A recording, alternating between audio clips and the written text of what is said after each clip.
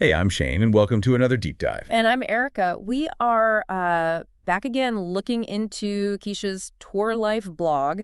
It's great stuff. Her blog really takes you right along with her, exploring music, road trips, travel, all of it. It really does. And today, we're zeroing in on something pretty special she wrote about celebrating 40 years of New Edition, Yeah. the R&B legends. Down in Nashville, right. Right. At the National Museum of African American Music, NMAM. That was April 16th, 2023. Exactly. And get this, Kecia mentions she's actually seen New Edition 3 more times just since this big 40th anniversary event. Wow. Okay. That tells you something, doesn't it, about their staying power? For sure.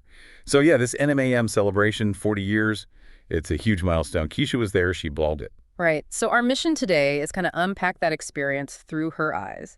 You know, what it took to get there, what happened, and what it all means for New Edition's, well, legacy. Okay, so let's talk about Kecia's journey first because, wow, the dedication, it jumps right out. Oh, yeah, a 5-hour drive. Each way. Each way. For a day trip. That's serious fandom right there. It really is. What drives that, you think? Just that deep connection? Absolutely. I mean, New Edition, they've been the soundtrack for so many lives for, like, decades. She didn't go alone, right? She mentions her partner in crime. Right. So someone else just is into it. Exactly. Ready for the adventure. They left at 6 a.m., 6 in the morning. Huh. That's early. But they gained an hour, didn't they? Time zone change. Yeah, small bonus for the crack of dawn start. Probably needed it. No kidding.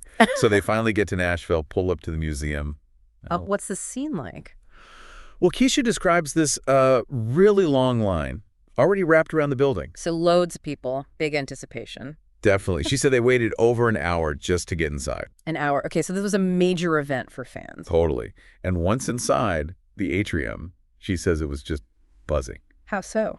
Well, there was a DJ playing New Edition tracks, obviously.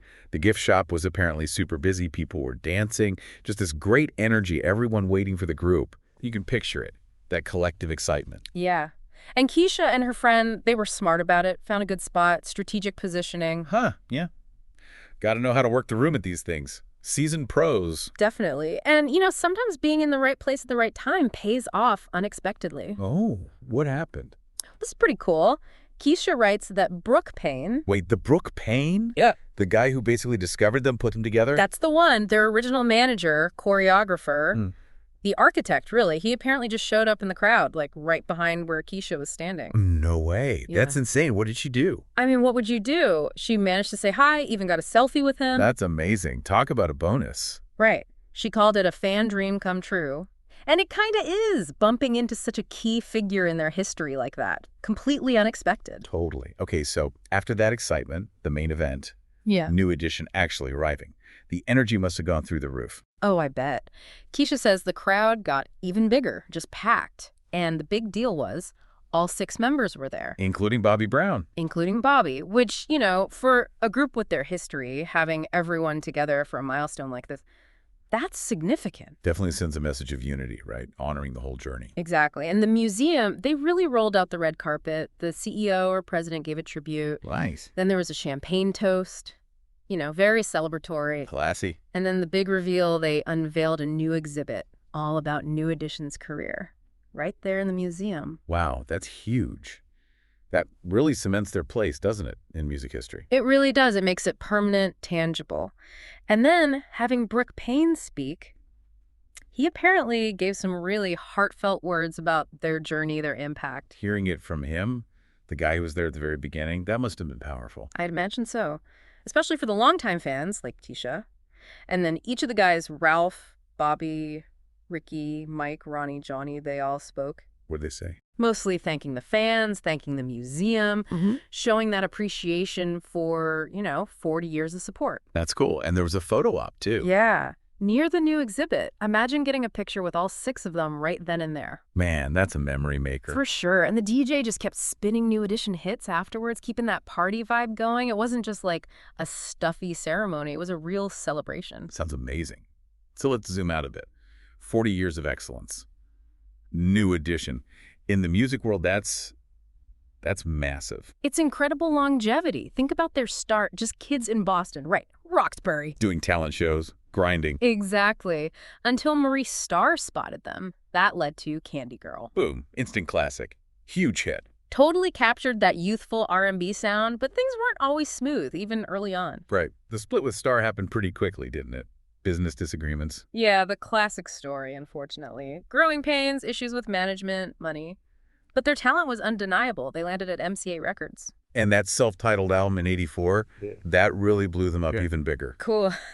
Now, Mr. Telephone Man, those songs were everywhere. Solidified them as superstars. And they toured like crazy back then, Yeah. building that fan base performance by performance. Relentlessly. And then, as they got older, individual paths started emerging. The solo careers.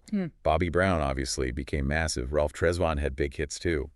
Johnny Gill joined later. Right. It shows the depth of talent, but they managed that transition, exploring solo stuff while keeping Any alive, and that shift in sound around '88 with Heartbreak. Yeah, more mature, sophisticated. Yeah. That was crucial, wasn't it, for staying relevant? Absolutely. It showed they could evolve beyond the bubblegum pop phase. They grew with their audience. And they've kept touring, releasing music in different forms ever since.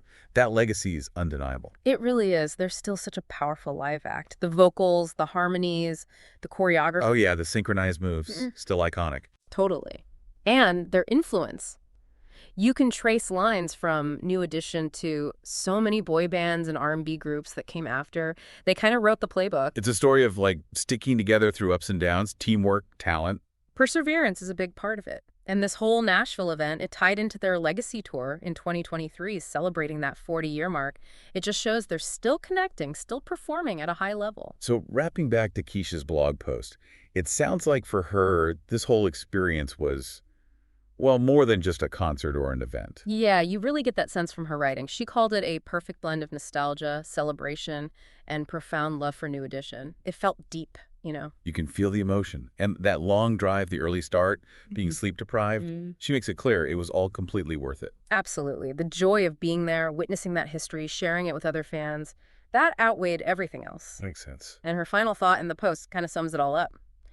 40 years strong, and New Edition is still giving us their all. That says a lot, doesn't it? About their commitment and that bond with the fans that keeps people driving 5 hours each way. It really does. It's a great snapshot of not just New Edition's journey, but also, what music fandom is all about, that deep personal connection. Yeah.